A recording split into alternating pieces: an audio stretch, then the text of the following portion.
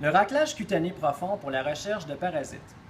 On aura besoin d'une lame porte-objet, d'un crayon marqueur pour identifier la lame, d'une lame de scalpel numéro 10, de gaz, d'une pierre à aiguiser ou d'une surface sur laquelle on peut émousser la lame, d'huile minérale, des lamelles protège-objet et au besoin d'un rasoir ou de ciseaux. On commence par aller préparer notre lame de scalpel. C'est important de l'émousser afin qu'elle ne tranche pas la peau de l'animal, qu'elle ne le blesse pas. Donc pour l'émousser, on va la déposer perpendiculairement à la lame, à la pierre ou à la surface, à l'horizontale, et on va effectuer des mouvements d'avant vers l'arrière pour bien émousser le fil de la lame. Donc le fil, c'est la partie tranchante de la lame. On va s'assurer que tout le fil, toute la partie tranchante soit frottée contre la pierre. Et on va effectuer cette manipulation pendant 1 minute. Cette lame a été préalablement préparée. On va ensuite essuyer les résidus de métal qui seraient restés accumulés sur la lame. Ensuite, on va venir identifier la lame porte-objet avec le crayon marqueur ou un crayon de plomb au niveau de la zone de verre dépoli. Et on va immédiatement appliquer 1 à 2 gouttes d'huile minérale sur la lame pour qu'elle soit prête à recevoir notre prélèvement. On va ensuite se déplacer à côté du patient.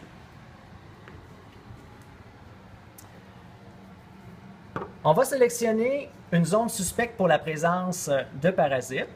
Il n'y aura souvent pas de poils. Par contre, s'il y en a trop, si c'est un animal à poils longs, on peut raser une zone en périphérie de la lésion ou couper les poils pour nous donner un meilleur accès.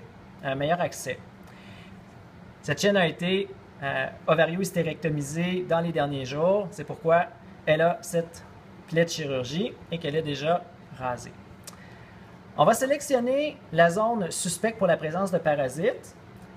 Et ce qu'on va faire, on va agripper délicatement la main entre le pouce et l'index. On va la pincer délicatement et la rouler entre nos doigts. Le but de cette étape est de faire remonter à la surface des follicules pileux les démodex, si toutefois c'est ce parasite qu'on recherche. Donc, après avoir pincé et roulé la peau entre les doigts, on va retendre la peau entre nos doigts et on va l'appliquer directement sur la peau. Quelques gouttes d'huile minérale pour bien faire adhérer dans l'huile les débris qu'on va dégager avec notre raclage. Ensuite, on vient positionner la lame de scalpel préalablement émoussée sur la peau. On va la positionner bien à l'horizontale et l'incliner à 45 degrés, le haut de la lame, dans la direction du manipulateur. On va appuyer et, bien important, on fait attention à ce que la pointe de la lame ne soit pas en contact avec la peau de l'animal pour ne pas le blesser. On va appuyer l'index sur la lame pour effectuer une pression suffisante et on va toujours racler vers soi, toute la grandeur de la zone. Quand le mouvement est fait, on relève la lame et on vient la repositionner à l'autre extrémité de la zone de raclage, toujours à 45 degrés, et on racle encore.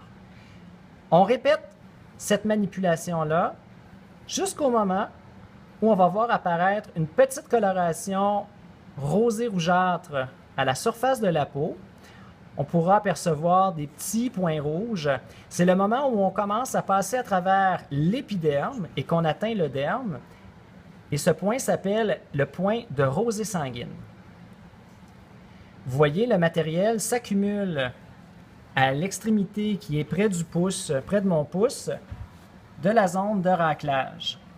Lorsqu'on a atteint la rosée sanguine, on va faire un dernier passage et lorsqu'on finit, on vient ramasser avec la lame de scalpel le matériel qu'on a récolté. On se sert en fait de la lame comme d'une spatule. On pourra aller essuyer la peau de l'animal pour enlever le surplus d'huile avec une gaze. On vient au niveau de notre lame porte-objet qui a été préalablement préparée et on vient mélanger le matériel qu'on a prélevé avec l'huile minérale qui y est déjà présente, de façon à faire un petit mélange homogène. On essuie bien comme il faut la lame pour laisser tout le maximum de matériel prélevé au niveau de la